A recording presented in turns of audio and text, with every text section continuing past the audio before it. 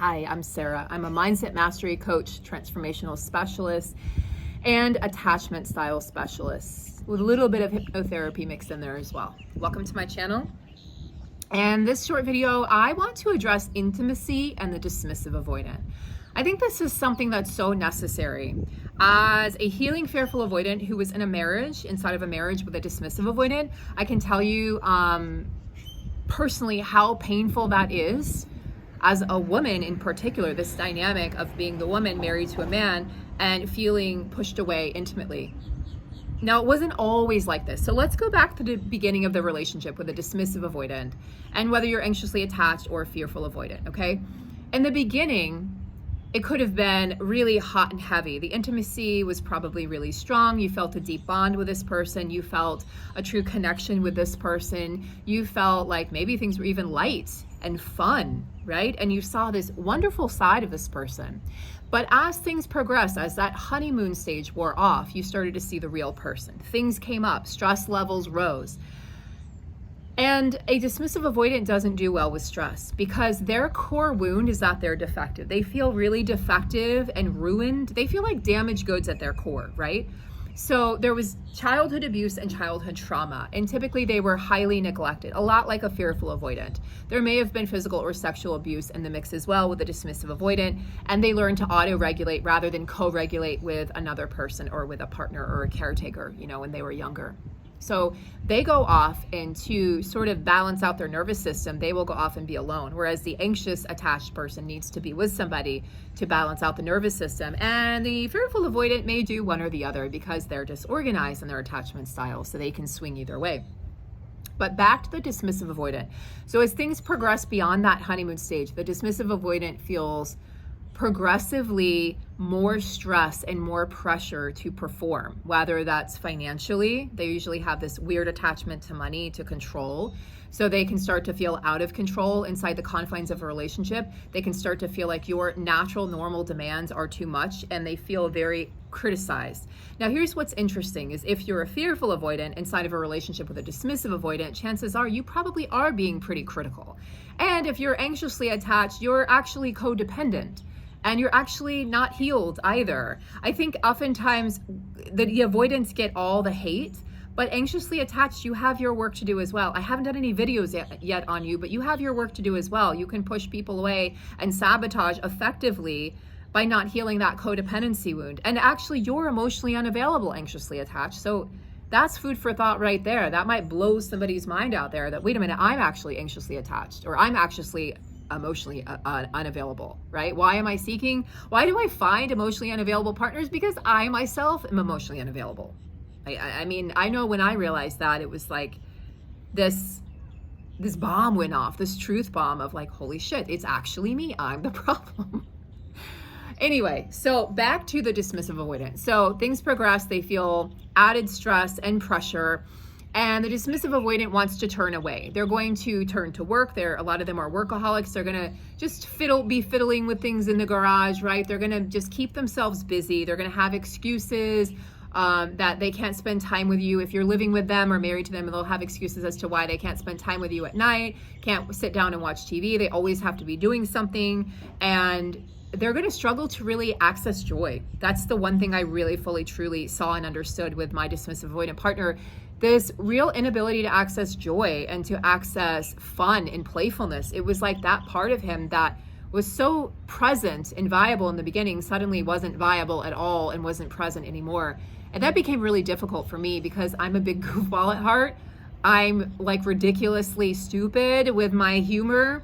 I grew up luckily in a household where I had 2 older brothers, and guess what? Like farts are funny, and dismissive avoidant husband did not think farts were funny. And ultimately you could say that's what really, really did it, because it was just a metaphor for so many bigger things inside of that relationship, like I can't be myself.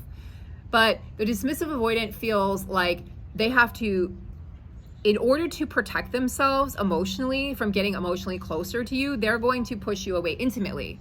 And I don't know why I'm doing this, but it's like they're going to push you away. They're going to make sure they keep you at arm's length, because when you're intimate physically, that's going to naturally create emotional intimacy. So what are the signs to look out for? Well, Unfortunately, if it's a male partner, this may look like ED. This may look like they actually have erectile dysfunction. They actually don't, but it can show up that way where they're not able to perform. They're not able to actually get it up because of their anxiety about intimacy and getting close to someone. So if they don't feel safe inside of that relationship, and the truth is no one can make them feel safe because they feel unsafe internally, then they're going to start to find ways to push you away. This can look like them making excuses inside of the relationship where the partner asks for, hey, are you in the mood? Like, hey, let's do this. And they will say, I'm tired. I have to get up early. I have to work.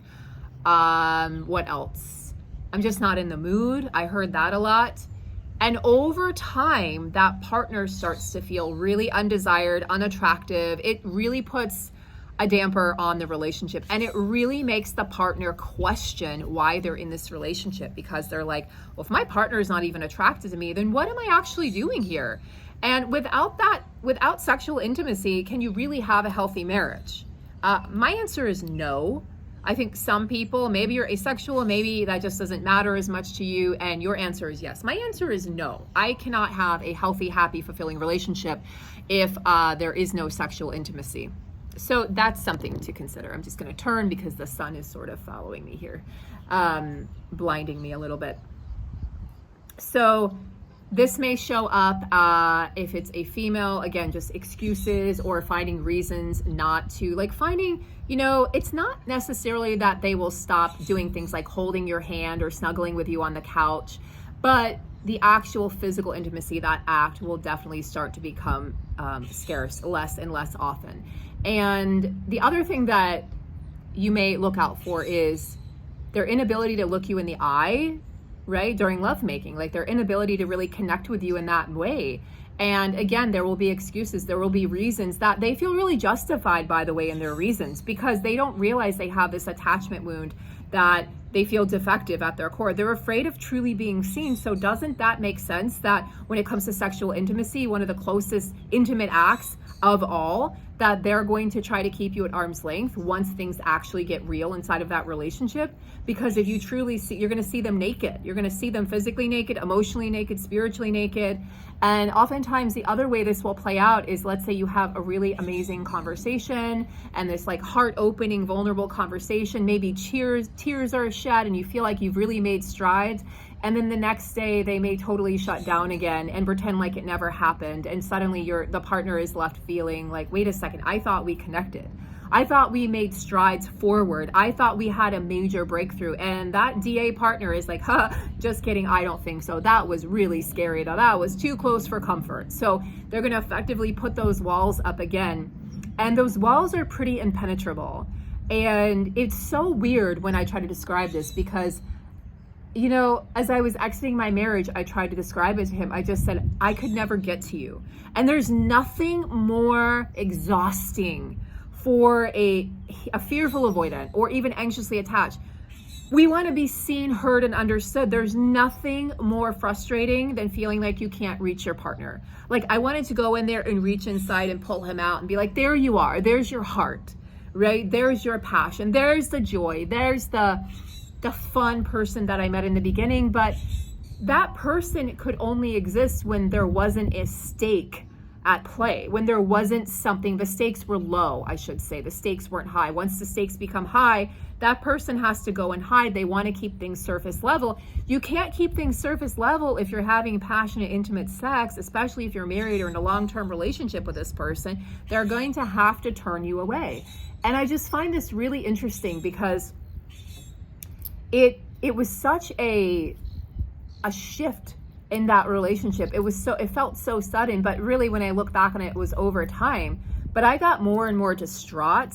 I felt more and more unloved as the fearful avoidant partner. I felt like, and then you look for signs of cheating, right? And then as the fearful avoidant, you're like, ooh, you go into anxious mode and you're like, oh, you're cheating on me. Okay, there's the betrayal wound. You're betraying me, because you don't know what to make of it, because there are no real, solid, hard, clear-cut answers. So this just creates a world of pain. It's a world of pain inside a relationship with a dismissive avoidant partner. I have yet to hear of a dismissive avoidant partner who at some point in that relationship will not, like, I have yet to hear one where the intimacy stays, where it was in the beginning. The intimacy will wane, the intimacy will fade. And in fact, it can become there can be non-existent by the end of that relationship. You will feel like roommates. You will probably be living in separate rooms. There will be no intimacy. There was no intimacy in the last 6 months of my marriage. And I am one person, I never, ever, ever thought I would be in that position. Never, ever, ever. Intimacy has always been important to me. It's such a huge, important part of feeling connected to somebody and feeling like this is my person. We share something that nobody else in the world shares, with my person. So that was really, really difficult. And I imagine a lot of you watching, this has been really emotionally difficult for you to grasp how and why this happened and to try to understand, how did this even happen? How do we get to that point? But the DA is really intelligent and they're really stealth because they're even convincing themselves, again, they'll have all these reasons to validate why they're behaving the way they are. And so it's going to validate their, guess what, attachment wound, that they're defective. They're like, well, I'm defective. I can't give my partner what they need. And really the partner's just like, hey, I'm just looking for a little, love making here and there. And the DA's like, well, of course I'm defective. I never do enough for you. And then they'll go into that mode. And the partner's just like, I'm just looking for a normal level of intimacy inside of a marriage, inside of a relationship. So if you've had this experience with a DA, please let me know in the comments below. I'm really curious. I'm happy to answer questions as much as I can within the comments. And I will also be launching a Patreon soon where I will do deeper dives into subjects. I will be taking requests on my Patreon page. I, in fact, have a Patreon. It's the Hypno Healer. I just haven't updated it in quite a while, so you're welcome to join for free. Again, my focus in the past was on other things, so I have shifted focus. But it still may be applicable and helpful because I did focus on relationships just in a different way. But what I'm going to be focusing on now is attachment wounds. Also, I will be discussing hypnosis techniques, what I use in my private practice and with the groups that I work with, and just ways in which to create that mindset mastery so that you create the life that you truly desire, to draw that in, to magnetize it, and to also work through the residual pain from the past and the things that are keeping you stuck. So I so look forward to getting to know all of you. I was gonna say, there's so many of you that I know from years ago. You guys have just stayed and you've supported me this entire time, 5 years, some of you. So thank you so much for still being here. For my amazing moderators, some of you are still active in here. You'll see them in the lives when I do go live. And thank you for all of the new faces for being here. I truly understand your pain. I empathize with you, and I just want to help everybody understand their attachment style better and their loved one's attachment style better. Take good care, guys. I'll see you in the next video.